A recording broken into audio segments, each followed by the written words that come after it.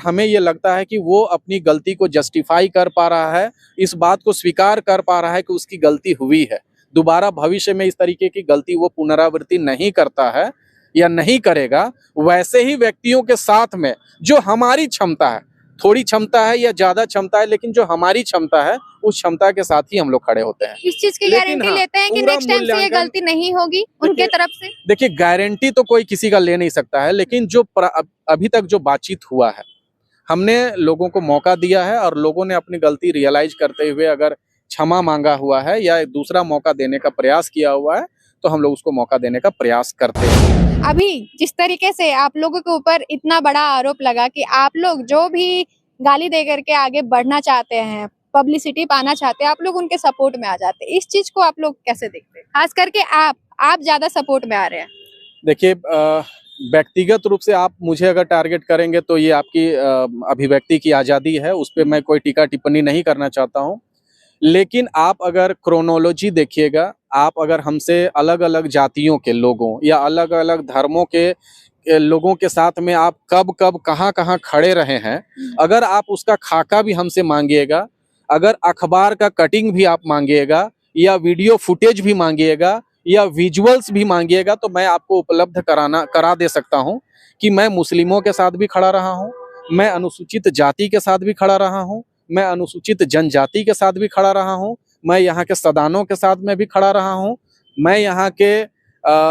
महिलाओं से संबंधित जो कानून है उसके साथ भी रहा हूं, मैं ST/SC prevention of atrocity act में जब संशोधन की बात हो रही थी, उस समय भी इस कानून के विरोध में जो झारखंड बंद बुलाया गया था, भारत बंद बुलाया गया था, उसके भी मैं आपको वीडियो फुटेज उपलब्ध करा सकता हूं। हर तबका जो अपने हक और अधिकार के लिए लड़ रहा है, हर यूथ जिसके साथ में बुद्धिजीवी को खड़ा होने की जरूरत है और उसकी अपेक्षा है कि बुद्धिजीवी उसके लाइन लेंथ को मेंटेन करे। अगर किसी यूथ से कोई एक गलती होती है तो उस आधार पे पूरे जीवन के लिए उस पे क्रिमिनल होने का ठप्पा लगाना या उसका करियर को पूरी तरीके से स्पॉइल कर देना, मैं उसके फेवर में नहीं हूँ। मैं इस बात का फेवर में हूँ कि जिंदगी में सबको मौके मिलने चाहिए। किसी एक गलती के आधार पे उसका पूरा जीवन का कंक्लूजन निकाल देना, वो मतलब मैं उसके फेवर में चलिए, मैं इस चीज को मानती हूँ कि आप सभी के साथ खड़े रहे हैं, लेकिन इस तरीके से कोई भी अगर कल को फिर से कोई आ जाए और इसी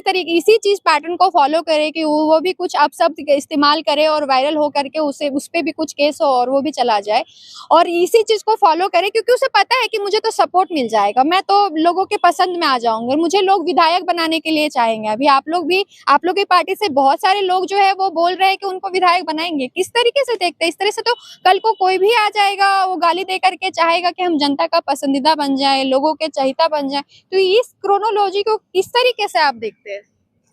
सिर्फ गाली देना या सिर्फ उल जुलूल बयानबाजी करके वायरल हो जाना बहुत आसान है। हो सकता है कि एक बड़ा तबका आपको समर्थन भी करे, आपको मोटिवेट भी करे, आपको इनकरेज करे या आपके साथ खड़ा हो, लेकिन स्थिति परिस्थिति और उस व्यक्ति का मूल्यांकन करना भी हमारे विवेक में है। हम लोग भी उस बात के लिए एफिशिएंट हैं कि गाली अगर बका गया है या चीज़ें अगर बोली गई हैं तो उस व्यक्ति का स्थिति परिस्थिति या किस संदर्भ में ये घटनाक्रम घटित हुआ उसका भी हम लोग विश्लेषण करते हैं, उसका एनालिसिस करते हैं, तब यह तय करते हैं कि किस व्यक्ति के साथ में या किस परिस्थिति के साथ में या किस समाज के साथ में हमें खड़ा होना है और किस समाज के साथ खड़ा नहीं होना है। हम तय करते हैं कि जो व्यक्ति अपना पक्ष रख रहा है, अगर उसमें ईमानदारी है, अगर हमें ये लगता है कि वो अपनी गलती को जस्टिफाई कर पा रहा है, इस बात को स्वीकार कर पा रहा है कि उसकी गलती हुई है, दोबारा भविष्य में इस तरीके की गलती वो पुनरावृत्ति नहीं करता है या नहीं करेगा, वैसे ही व्यक्तियों के साथ में जो हमारी क्षमता है, थोड़ी क्षमता है या ज्यादा क्षमता है, लेकिन जो हमारी क्षमता है उस क्षमता के साथ ही हम लोग खड़े होते हैं। इस चीज की गारंटी लेते हैं कि नेक्स्ट टाइम से ये गलती नहीं होगी उनके तरफ से? देखिए, गारंटी तो कोई किसी का ले नहीं सकता है, लेकिन जो अभी तक जो बातचीत हुआ है,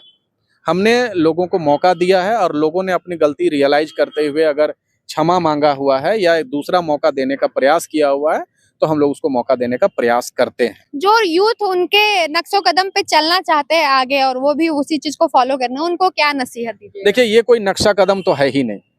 हम तो ये इसके सख्त खिलाफ हैं।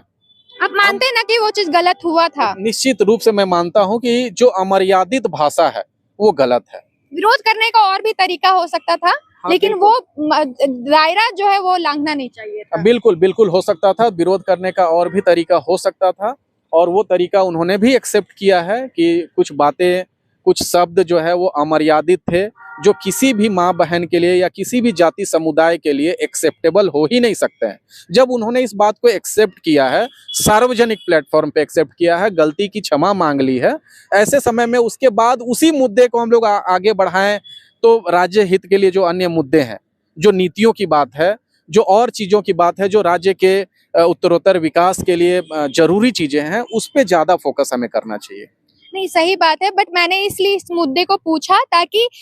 लोगों का भी जो एक ये है कि फिर से निकल के सेम थिंग ना करे, इसलिए मैंने आपसे क्लियर कर लिया। गलती इंसान से होता है, और गलती रियलाइज करने के बाद इंसान की प्रवृत्ति है कि उस गलती को वो दोहराना नहीं चाहता है।